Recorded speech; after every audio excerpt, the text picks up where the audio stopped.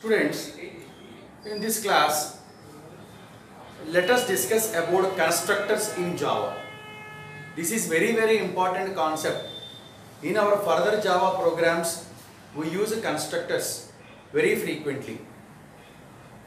The main purpose of constructors is used to initialize the object. We are familiar with objects. Every object has its own properties. ప్రతి object కూడా తనకంటూ కొన్ని properties ఉంటాయి.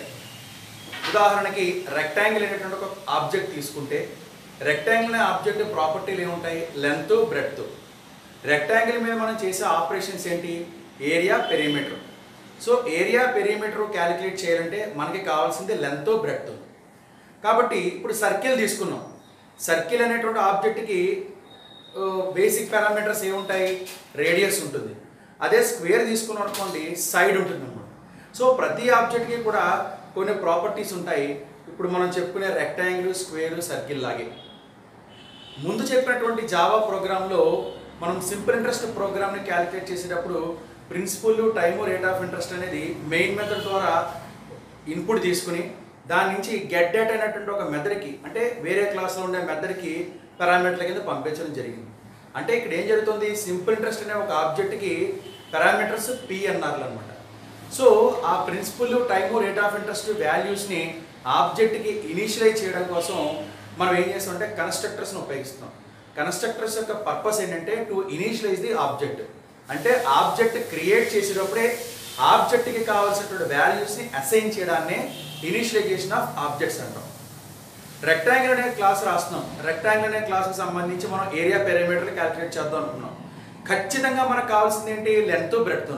అంటే length, breadth ఉంటే తప్ప మనం ఏరియా, పెరిమీటర్ క్యాలిక్యులేట్ చేయలేము. కాబట్టి ఈ రెక్టాంగిల్కి లెంత్ని, బ్రెడ్త్ని అసైన్ చేయడాన్ని ఏమంటాం అంటే ఇనిషియలైజేషన్ ఆఫ్ ఆబ్జెక్ట్ అంటాం. రెక్టాంగిల్ అనే ఆబ్జెక్ట్కి లెంత్, బ్రెడ్త్ అనే పారామీటర్లు అవుతాయి. సో వాల్యూస్ని ఇనిషియలైజ్ చేయడాన్ని ఏమంటాం అంటే ఇనిషియలైజేషన్ ఆఫ్ ఆబ్జెక్ట్స్ అంటాం. ఇలా ఇనిషియలైజేషన్ ఆఫ్ ఆబ్జెక్ట్స్ చేయడం కోసమే మనం ఉపయోగించేటువంటి కాన్సెప్టే కన్స్ట్రక్టర్స్ అనమాట.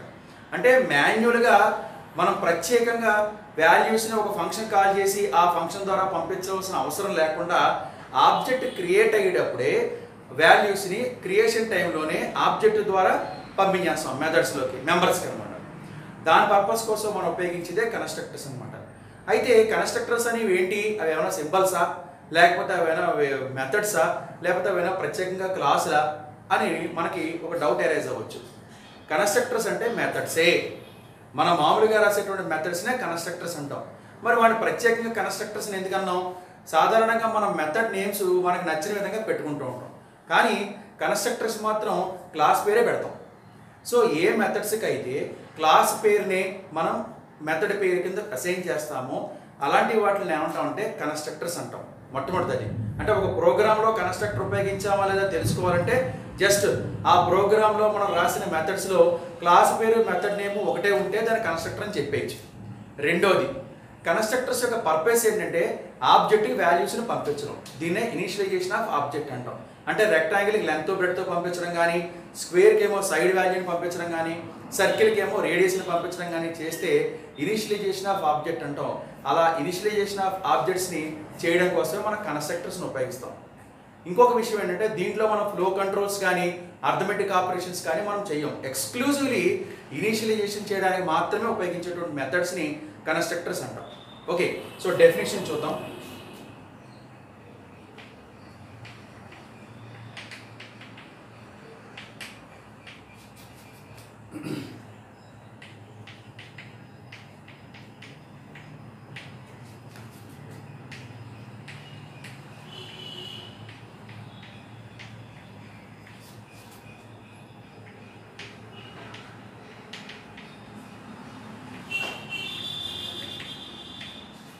Which their name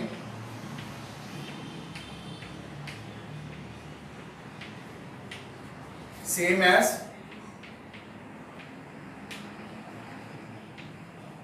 class name. Constructors are methods which their names same as class name.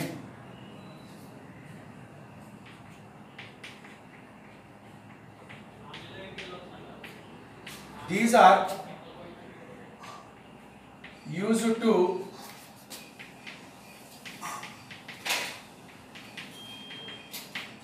initialize the object. ఆబ్జెక్ట్ని ఇనిషియలైజ్ చేయడం కోసం మనం ఉపయోగిస్తాం. ఎగ్జాంపుల్,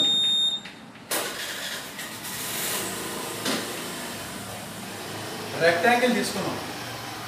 రెక్టాంగిల్కి ఏముంటాయి? Length, breadth, rectangle object. అదేవిధంగా సర్కిల్ ఆబ్జెక్ట్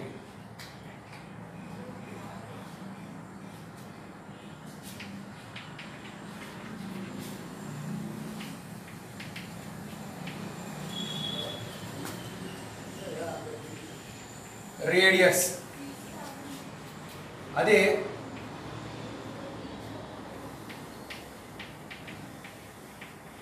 స్క్వేర్ ఆబ్జెక్ట్ కి side. Okay,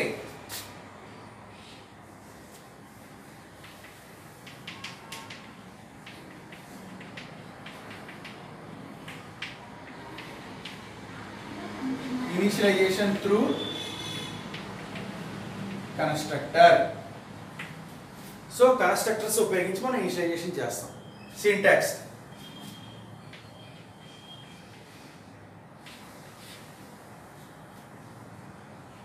class name, class name. ఇక్కడ ఏం రాస్తాం? క్లాస్ నేమే రాస్తాం. Class name of initialization. Class name of initialization. ఇది కన్స్ట్రక్టర్ అవుతుంది.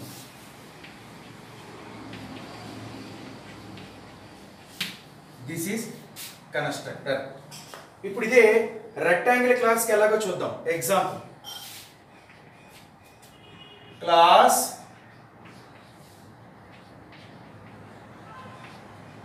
Rectangle constructor definition. ఇది class rectangle, rectangle of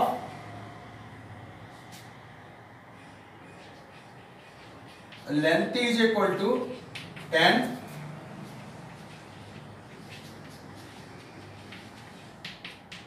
breadth is equal to 20. So ఇక్కడ చూడండి, మెథడ్ నేము క్లాస్ నేము సేమ్ ఉన్నాయి లేదా? కాబట్టి ఇది కన్స్ట్రక్టర్ అవుతుంది. అయితే మనం మెయిన్ మెథడ్లో ఎలా ఎక్కడ ఉపయోగిస్తాం కన్స్ట్రక్టర్ని? ఒకసారి చూడండి. మెయిన్ మెథడ్ రాసేటప్పుడే ఇక్కడ class name, object name is equal to new class name of new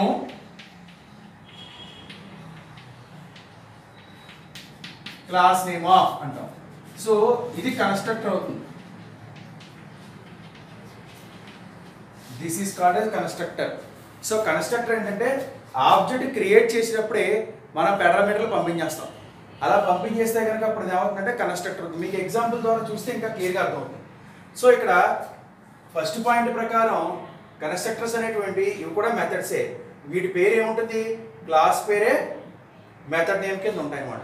అయితే ఈ కన్స్ట్రక్టర్లోకి మనం ఇలా కాకుండా వాల్యూస్ని ముందు చెప్పే చూసారా గెట్ డేటాలో పంపించినట్టుగా పంపిస్తే వాటిని ఏమంటామంటే పారామీటరైజ్డ్ కన్స్ట్రక్టర్స్ అంటాం. వాటిని ఏమంటామండి? పారామీటరైజ్డ్ కన్స్ట్రక్టర్ అంటాం. అంటే దీన్ని ఎలా రాస్తాం చూడండి. Class rectangle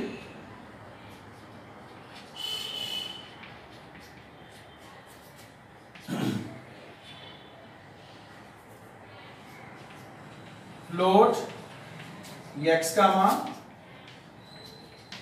float y l is equal to x b is equal to y. ఇక్కడ రాసేటప్పుడు మాత్రం మనం ఎలా రాయాలంటే మెయిన్ మెథడ్లో rectangle R is equal to new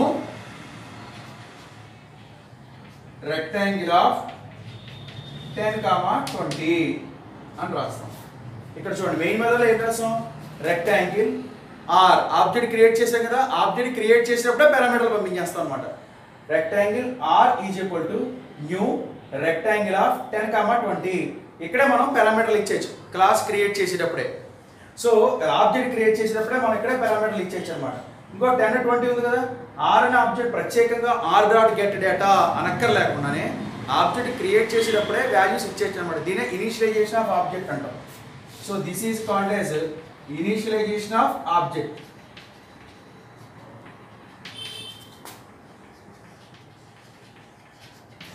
దీన్ని ఏమంటామంటే initialization of object. Object create చేసేటప్పుడే ఆబ్జెక్ట్కి కావాల్సిన వాల్యూస్ని క్రియేషన్ టైంలోనే పంపించేస్తాం అనుకోండి. అలా పంపించడానికి మనం ఉపయోగించే దాన్నే కన్స్ట్రక్టర్ అంటాం. ఇక్కడ రెక్టాంగిల్ క్లాసే, ఇది క్లాస్ ఆబ్జెక్ట్ అనమాట. ఓకే, ఆర్ అనేది ఆబ్జెక్ట్, న్యూ కన్స్ట్రక్టర్ ఆఫ్ 10, 20. 10 ఎక్కడికి వస్తుంది, ఎక్స్కి అసైన్ అవుతుంది, వై 20 ఏమో వైకి అసైన్ అవుతుంది, ఎక్స్ వచ్చేమో ఎల్కి, వై వచ్చేమో బీకి అసైన్ అవుతుంది. అంటే ఆబ్జెక్ట్ క్రియేట్ చేసినప్పుడే ప్రత్యేకంగా మనం మెథడ్ని కాల్ చేసుకుని ఆబ్జెక్ట్ ఉపయోగించి ఎగ్జిక్యూట్ చేయవలసిన అవసరం లేకుండా డైరెక్ట్గా ఆబ్జెక్ట్ క్రియేట్ చేసినప్పుడే వాల్యూస్ పంపించేసుకోవచ్చు అనమాట. అది దేని ద్వారా కుదురుతుందంటే కన్స్ట్రక్టర్ ద్వారానే కుదురుతుంది. ఇంకొక విషయం ఏంటంటే కన్స్ట్రక్టర్కి ఎప్పుడు కూడా రిటర్న్ టైప్ అది మెన్షన్ చేయకూడదు, రిటర్న్ టైప్ ఉండదు. ఓన్లీ ఇనిషియలైజేషన్ మాత్రమే, అంటే మెంబర్స్కి వాల్యూస్ని అసైన్ చేయడానికి మాత్రమే కన్స్ట్రక్టర్స్ని ఉపయోగిస్తాం. మిగిలిన ఫ్లో కంట్రోల్స్ కానీ అర్థమెటిక్ ఎక్స్ప్రెషన్స్ కానీ కన్స్ట్రక్టర్స్లో రాయకూడదు. ఇది మనం గుర్తుపెట్టుకోవాల్సిన ముఖ్యమైన విషయం. కాబట్టి ఎక్కడైనా సరే కన్స్ట్రక్టర్ రాసేటప్పుడు డైరెక్ట్గా మెథడు ఇలా బ్రాకెట్స్ పారామీటర్స్ ఉంటే పంపించవచ్చు. దాన్ని పారామీటరైజ్డ్ కన్స్ట్రక్టర్స్ అంటాం. అంటే కన్స్ట్రక్టర్లోకి వాల్యూస్ వెళితే దాన్ని పారామీటరైజ్డ్ కన్స్ట్రక్టర్స్ అంటాం. వాల్యూస్ పంపించకుండా డైరెక్ట్గా ఇలా ఇచ్చేసాం అనుకోండి, variable dot variable equal to 10 అని చెప్పేసి ఇచ్చేసాం అనుకోండి, అప్పుడు దాన్ని మామూలు కన్స్ట్రక్టర్స్ అంటాం. ఇలాగ మెయిన్ మెథడ్ నుంచి వాల్యూస్ వెళ్ళాయి అనుకోండి, కన్స్ట్రక్టర్ పారామీటర్ రాస్తాం. కన్స్ట్రక్టర్లో పారామీటర్స్ రాస్తే అప్పుడు దాన్ని ఏమంటాం అంటే పారామీటరైజ్డ్ కన్స్ట్రక్టర్స్ అంటాం. ఇప్పుడు మనం చెప్పుకున్నటువంటి ఈ ఎగ్జాంపులే ప్రోగ్రామ్ కింద రాద్దాం. Okay,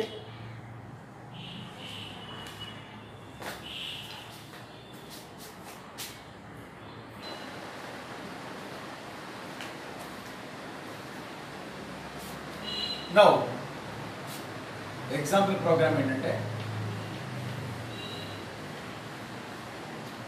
programme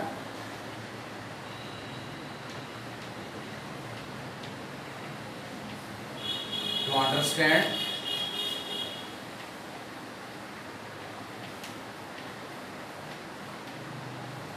constructors.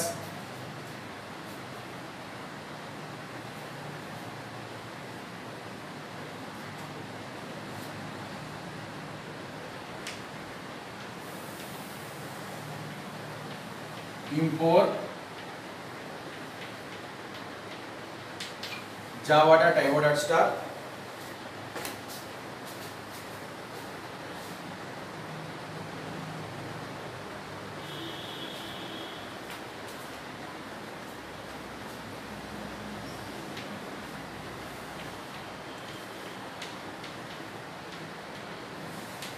java.util.star class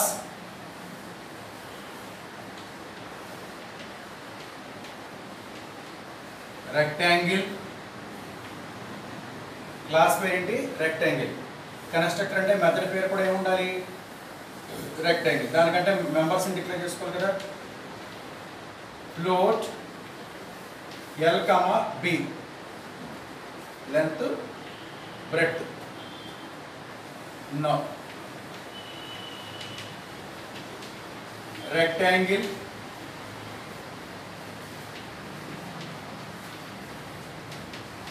float x comma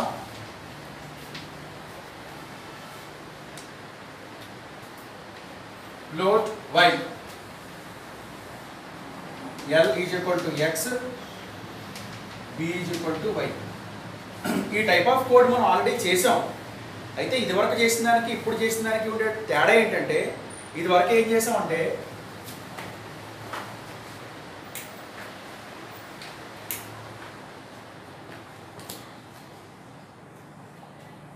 ఈ రెక్టాంగిల్ అనేటువంటి మెథడ్కి వేరే పేరు తీసుకునేవాళ్ళం. అయితే ఇప్పుడు క్లాస్ నేము ఈ నేము ఒకటే తీసుకుంటాం. సో రెక్టాంగిల్ అనే క్లాస్ నేము మెథడ్ నేమ్ కింద తీసుకున్నాం. ఇది కన్స్ట్రక్టర్ అవుతుంది అనమాట. ఇప్పుడు కన్స్ట్రక్టర్లో మనం పారామీటర్లు పంపిస్తాం కాబట్టి ఇది పారామీటరైజ్డ్ కన్స్ట్రక్టర్ అవుతుంది అనమాట. అంత మించి తేడా ఏం లేదు. Now float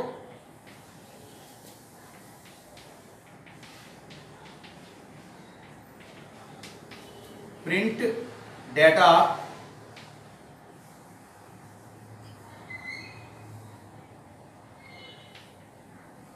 return L into B, return L into B.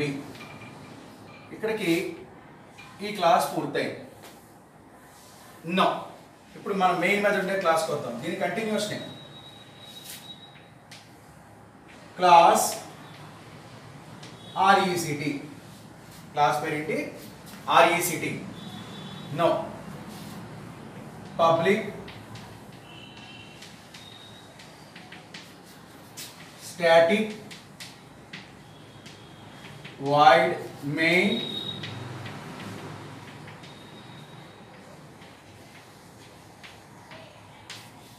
string command line arguments.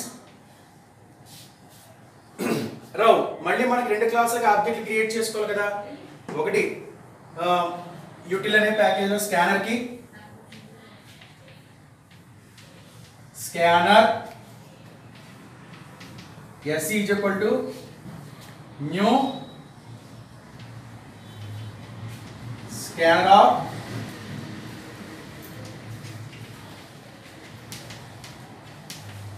system dot in variables declare చేసుకున్నాం. float x, y, z. Okay ఇప్పుడు ఈ రెక్టాంగులర్ క్లాస్కి అప్పుడే ఆబ్జెక్ట్ క్రియేట్ చేయొద్దు. ముందర లెంత్ బ్రెడ్త్ ఇంపుట్ తీసుకుందాం. System dot out dot println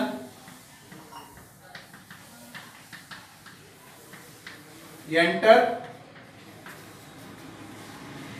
length and breadth. enter length and breadth. Now x is equal to sc dot next float, y is equal to sc dot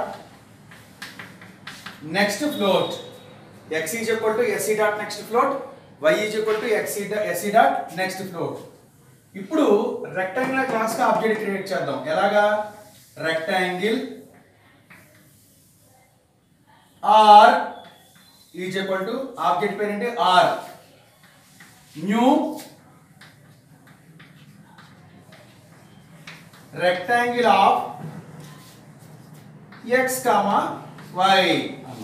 చూడండి మన object create చేసేటప్పుడే పారామీటర్లు పంపించేస్తాం. Constructor యొక్క purpose ఇది, to initialize the object. అంటే object కావాల్సినటువంటి primary వాల్యూస్ని మనం ఇవ్వడాన్ని initialisation అంటాం.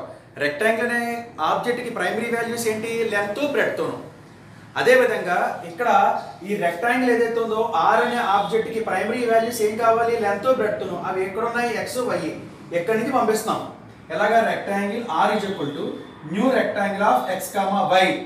సో ఆబ్జెక్ట్ క్రియేట్ చేసేటప్పుడే ఆబ్జెక్ట్కి కావాల్సినటువంటి ప్రైమరీ వాల్యూస్ని క్రియేషన్ టైంలోనే పంపించడాన్ని ఇనిషియలైజేషన్ ఆఫ్ ఆబ్జెక్ట్ అంటాం.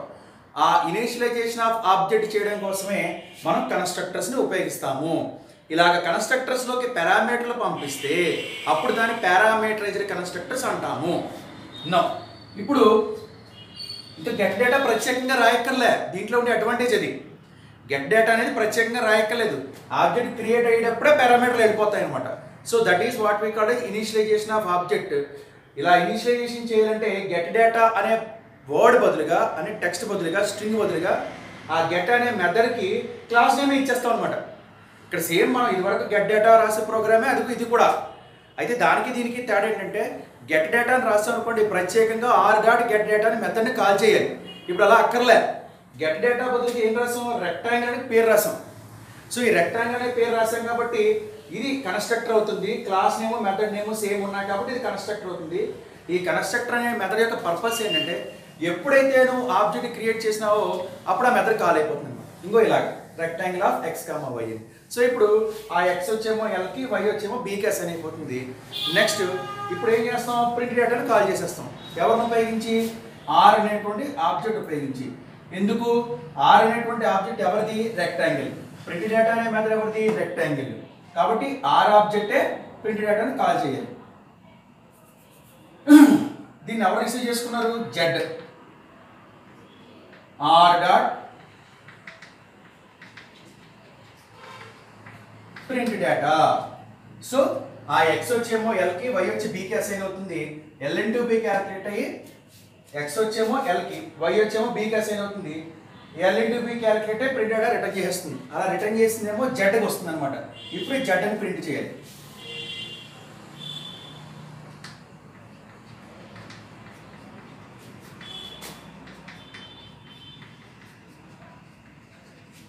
Area is equal to Z. ఇది. సో ఒకసారి ఓవరాల్ ప్రోగ్రామ్ యొక్క డయాగ్నోసిస్ రాద్దాము. ఏంటి, ఫస్ట్ ఏం రాయాలి, class name, members,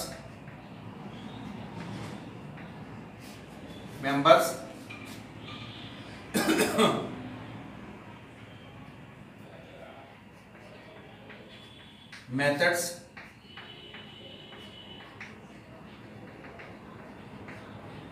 local variables. Members, local variables. Class name ఏంటి, మొట్టమొదటి రాద్దాం, రెక్టాంగిల్.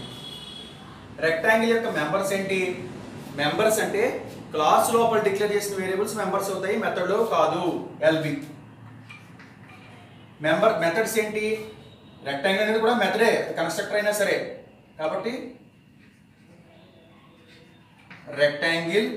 రెండోది ఏంటి, ప్రింట్ డేటా. ఇప్పుడు రెక్టాంగిల్ అనే క్లాస్ పారామీటర్స్ ఏమిటి ఉన్నాయి, ఎక్స్ వై ఉన్నాయి కదా, కాబట్టి లోకల్ వేరియబుల్స్ అవుతాయి. ఓకే, సో పారామీటరైజ్డ్ కన్స్ట్రక్టర్ అన్నమాట. Parameterised constructor. ఇక్కడ దీని విషయం పూర్తయింది. ఇప్పుడు ఈ క్లాస్ యొక్క విషయాలు చూద్దాం. క్లాస్ పేరు ఏంటి, ఆర్ఈసిటి. నెక్స్ట్ దీంట్లో మెంబర్స్ ఏమైనా ఉన్నాయా, మెంబర్స్ అంటే ఇంక ఇక్కడ చెక్ చేసుకోవాలి, ఏమీ లేవు కదా. సో లేవు కాబట్టి డాష్ పెట్టేసింది. నౌ దీంట్లో రాసిన మెథడ్ ఏంటి, మెయిన్ మెథడ్. మెయిన్ మెథడ్కి లోకల్ వేరియబుల్స్ ఏమైనా ఉన్నాయా, ఇగో ఇక్కడ చూడండి. వేరియబుల్ డిక్లరేషన్ అనేది C++లోను, జావాలోను త్రూఅవుట్ ది ప్రోగ్రామ్ ఎక్కడైనా చేయొచ్చు. సి ప్రోగ్రాంలో అయితే మనం మెథడ్ డెఫినేషన్ మొదలుపెట్టిన తర్వాత మొట్టమొదటి లైన్లో వేరియబుల్ డిక్లరేషన్ చేస్తాం. కానీ C++లోను, జావాలో ఉండే ఫెసిలిటీ ఏంటంటే వేరియబుల్స్ని ఎక్కడైనా డిక్లేర్ చేసుకోవచ్చు. ప్రోగ్రామ్ ఈ కర్లీ బ్రాస్ మొదలుపెట్టి ఈ చివరిలో ఈ మధ్యలో ఎక్కడైనా డిక్లేర్ చేసుకోవచ్చు. అందుకనే నేను సెకండ్ లైన్లో రాశాను. కొంతమందికి డౌట్ రావచ్చు, మొట్టమొదటి లైన్లో వేరియబుల్ డిక్లరేషన్ చేస్తారు కదా, ఈ ఆల్రెడీ ఏదో చేసి మళ్ళీ తర్వాత వేరియబుల్ డిక్లరేషన్ చేశారు, ఎక్కడైనా వేరియబుల్ డిక్లరేషన్ చేసుకోవచ్చు. సో C++లోను, జావాలోను మనకు ఆ ఫెసిలిటీ ఉంది. Variables can be declared anywhere in the function block. ఆ ఫంక్షన్ బ్లాక్లో ఎక్కడైనా వేరియబుల్స్ డిక్లేర్ చేసుకోవచ్చు. అనుకో ఇక్కడ ఈ బ్లాక్లో ఎక్కడైనా మనం వేరియబుల్స్ డిక్లేర్ చేసుకోవచ్చు. సో ఇందులో వేరియబుల్ డిక్లరేషన్ ఏం జరిగింది, ఇది main method X Y Z అనమాట. ఓకే, నౌ ఇప్పుడు మనకి డయాగ్నోసిస్ పూర్తయింది కదా. సో ఇందులో క్లాస్ పేరు ఇలా రాస్తే అడ్వాంటేజ్ అంటే కన్స్ట్రక్టర్స్ ఉన్నాయో లేదో తెలిసిపోతుంది. క్లాస్ పేరు ఏంటి, రెక్టాంగిల్. అలాంటి పేరుతో మెథడ్ ఏదైనా ఉందా, ఉంది, రెక్టాంగిల్. దీంట్లోకి నువ్వు ఏమైనా పారామీటర్లు పంపించావా, ఒక పంపించాను. అందువల్ల నేను ఏమైంది, పారామీటరైజ్డ్ కన్స్ట్రక్టర్ అనమాట. ఎటువంటి పారామీటర్లు పంపించకపోతే మామూలు కన్స్ట్రక్టర్ అవుతుంది, పారామీటర్స్ ఏమైనా పంపిస్తే అది పారామీటరైజ్డ్ కన్స్ట్రక్టర్స్ అవుతుంది. సో ఉత్తినే పేరు రాయడానికి మెథడ్ నేము, క్లాస్ నేమ్ మెథడ్ నేమ్ కింద కన్స్ట్రక్టర్ కింద చూపించడానికి డిఫరెన్స్ ఏంటంటే ఇక్కడ అబ్జర్వ్ చేయండి.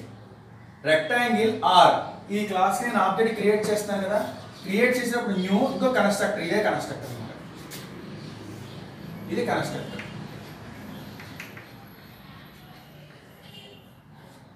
సో ఇది కన్స్ట్రక్టర్. ఇలాగా ఆబ్జెక్ట్ క్రియేట్ చేసేటప్పుడే పారామీటర్లు పంపించేయచ్చు, ప్రత్యేకంగా మెథడ్ని కాల్ చేయక్కర్ లేకుండా. అది ఒక advantage. So this is what we call initialisation of object. ఇదే ఇనిషియలైజేషన్ ఆఫ్ ఆబ్జెక్ట్ అంటాం.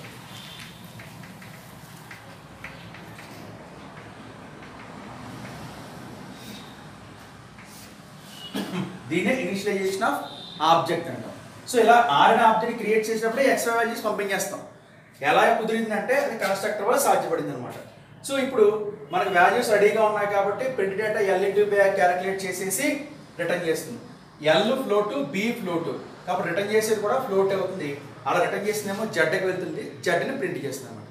So this is about constructor concept and parameterised constructor concept also. Thank you.